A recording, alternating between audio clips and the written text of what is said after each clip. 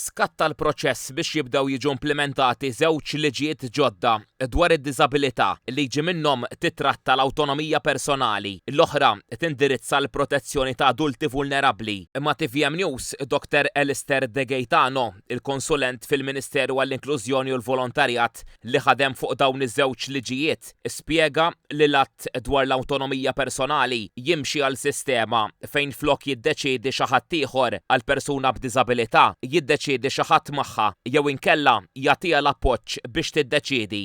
Dak huwa pass importanti ħafna, hemm bżonn bidla fil-mentalità. Pereżempju fejn tidħol il-vulnerabilità, jekk hemm bżonn li jsir rapportat lill-pulizija fuq ċerti affarijiet, dan ma kienx possibbli għaliex ma kienx hemm reati kriminali f'ċerti sitwazzjonijiet, imma iktar mill-reati kriminali wkoll il-qafas ta' appoġġ. Ġifieri l-persuna jaf jkollha bżonn appoġġ short term jew appoġġ iktar fit-tul permezz ta' modi differenti, pereżempju jista' jkun hemm terapija, jista' jkun hemm għajnuna fid-dar, jista' jkun hemm ukoll appoġġ iktar fit-tul anke permezz ta' tim speċjalizzat. Spjega lill-liġi l-oħra dwar il-protezzjoni ta' adulti f'sitwazzjoni vulnerabbli. Ġifieri jekk xi ħadd issib ruħu f'din is-sitwazzjoni ħabba anzjanità jew ħabba diżabilità, jista' jkun hemm għajnuna minn kumitat apposta kif ukoll protezzjoni mill-qorti jekk ikun hemm bżonn. Pereżempju jekk xi ħadd iħossu medded f'daru. Dr. De Gaetano qal li dawn kienu liġijiet meħtieġa. Kellimna lill-stakeholders kollha differenti biex fassalna xi ħaġa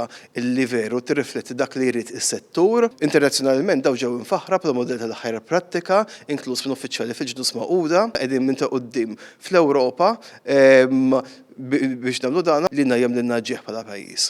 Temm jgħid li l-liġijiet jirriflettu dik li kienet ix-xewqa mhux biss tas-settur lokali tad-diżabilità, imma qal li kienu obbligu internazzjonali li Malta daħlet għalih lura fl-2012.